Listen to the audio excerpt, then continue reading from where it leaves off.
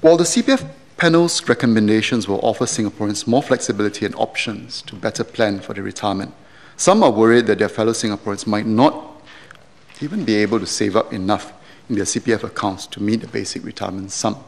The numbers at the larger level can be quite mind-boggling for young Singaporeans just entering the workforce. Let me try to reassure younger Singaporeans by using the example of Ben. Not this Ben.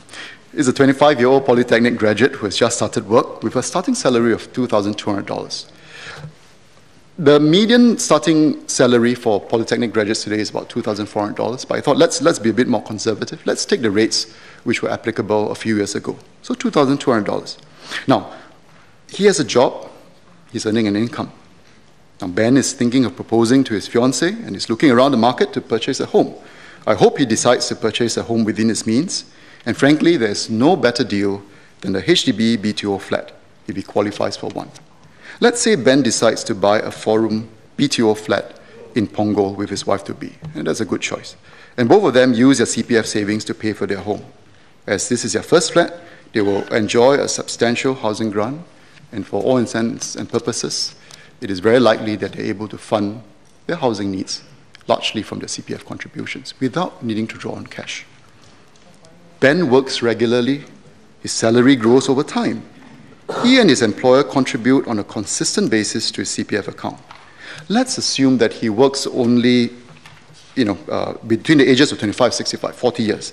Let's just assume that he works only 32 out of 40 years. So 8 years, here and there, he takes time off, changing jobs, perhaps losing his job. Let's take 8 years off, 32 out of 40 years. By age 50, it is estimated that Ben would have fully paid off his housing loan, and by age 65, he would have accumulated sufficient CPF savings to purchase a CPF life policy that will give him a monthly payout that is roughly 60 to 70% of what he used to earn before retiring. How are we able to do this? Many people will wonder. Well, a lot of it has to do with the effect of compounding on our CPF savings. Now, let me illustrate with a very simple example. Let's assume someone has a salary of $2,200. He and his employer will contribute $130 per month into his CPF special account alone. This contribution will grow up to $250 per month as more gets allocated to his special account as he gets older. Now, let us assume that he works, similar to Ben, only 32 out of 40 years. And I will not include any wage increases that he is likely to enjoy in the course of his lifetime.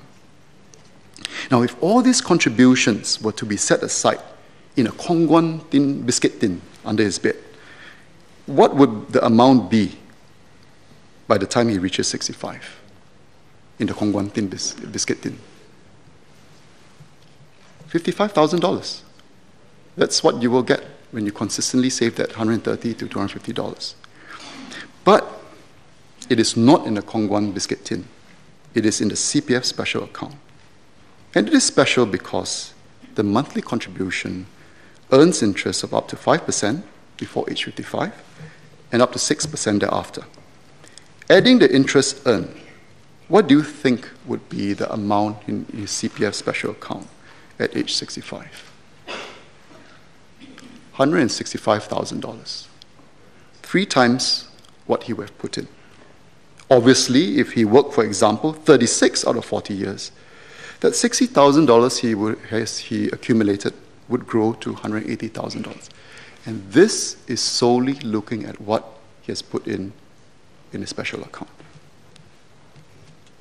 This is not magic. It is just basic mathematics.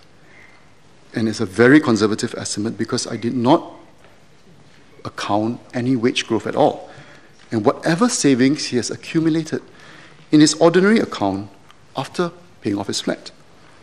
And if you add those, clearly, he would have even more.